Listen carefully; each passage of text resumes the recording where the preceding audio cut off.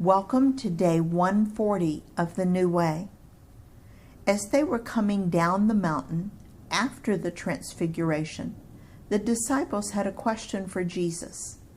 I'll read it in Matthew 17, 10 through 13. The disciples asked him, "Why then do the teachers of the law say that Elijah must come first?" Jesus replied, "To be sure, Elijah comes and will restore all things.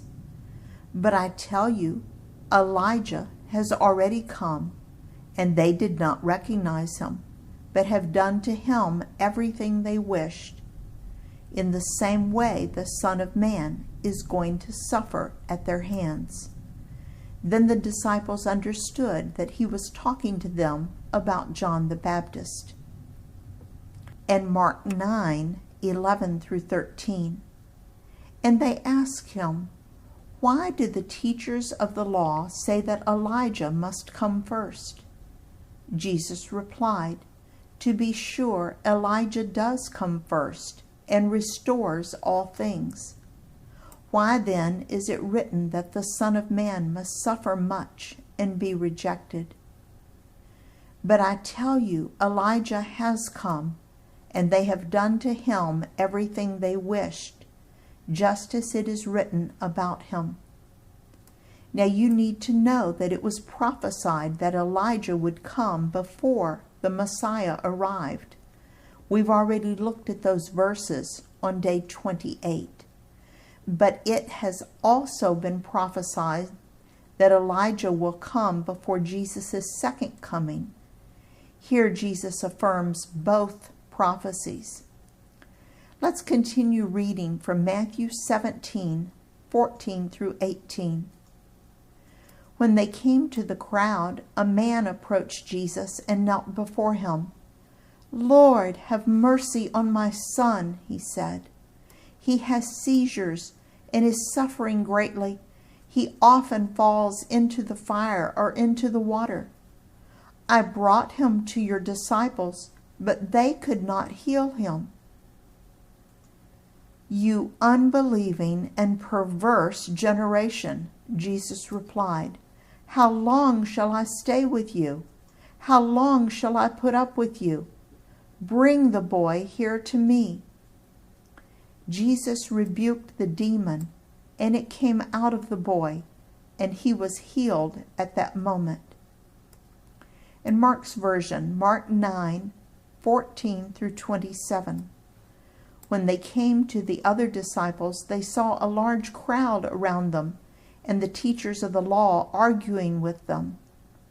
As soon as all the people saw Jesus, they were overwhelmed with wonder and ran to greet him.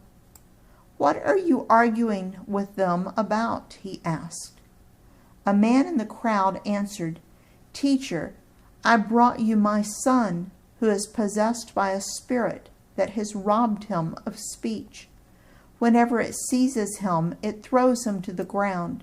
He foams at the mouth, gnashes his teeth, and becomes rigid. I asked your disciples to drive out the spirit, but they could not." "You unbelieving generation," Jesus replied, "how long shall I stay with you? How long shall I put up with you? Bring the boy to me." So they brought him. When the spirit saw Jesus, it immediately threw the boy into a convulsion. He fell to the ground and rolled around, foaming at the mouth. Jesus asked the boy's father, "How long has he been like this?" "From childhood," he answered.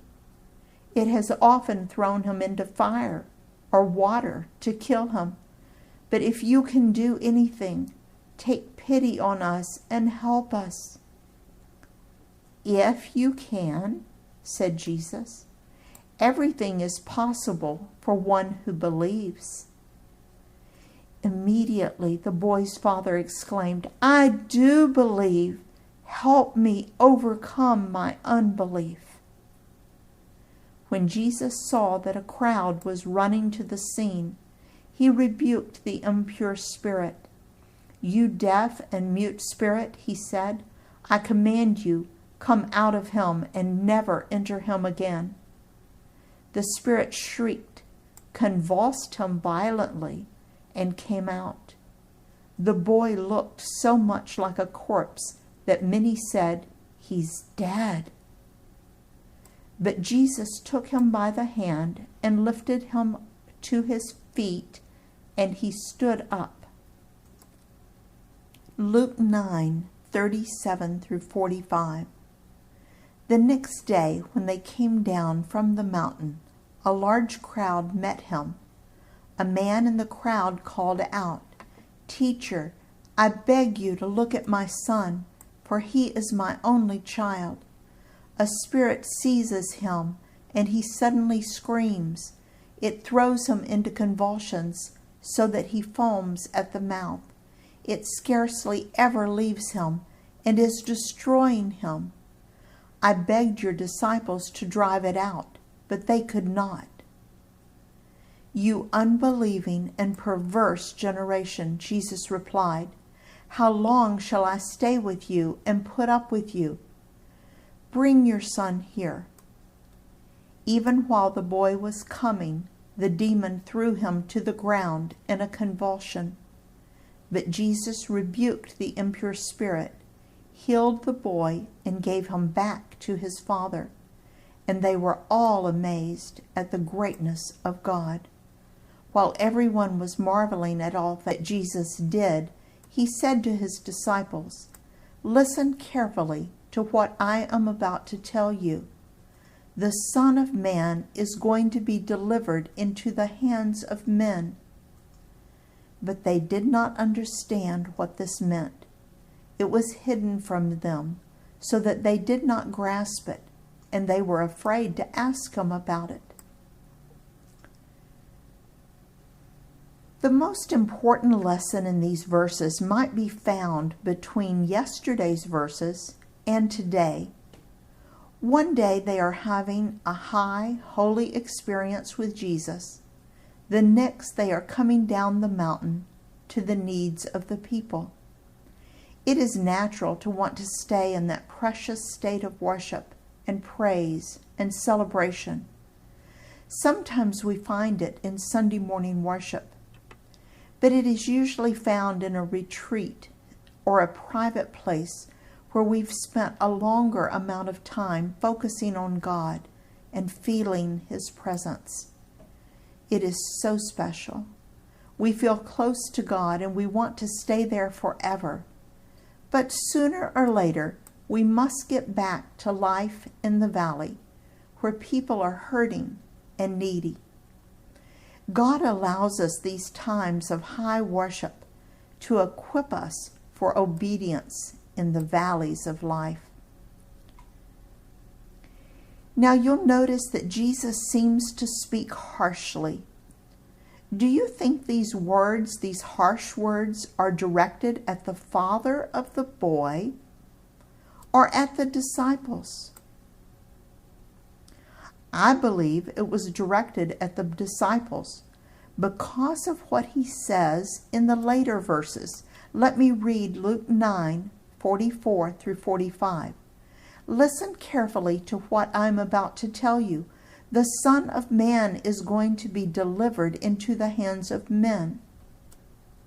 But they did not understand what this meant. It was hidden from them, so that they did not grasp it, and they were afraid to ask him about it. You see, Jesus had taught these men how to do battle with Satan and defeat his demons. They had been equipped and were successful on their mission trip.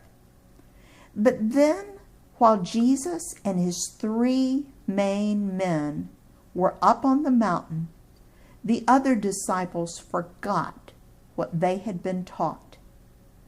Maybe they tried to heal him by their own self. Maybe they gave in to Satan convincing them that they were not able to. We don't know. But I feel that Jesus is saying, look guys, I'm not going to be here much longer. You've got to learn these lessons and grow up and be spiritually strong. You've got to learn you can't do this in your own strength. You've got to ask for God to help you. You can't do this by yourself. You too will have to make this decision to follow Jesus or to remain empty. I can't make that decision for you. Then you will have to determine whether or not to be fully obedient to His leading.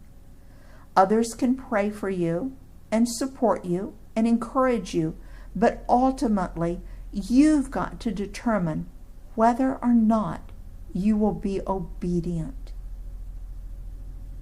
In His service, Dale.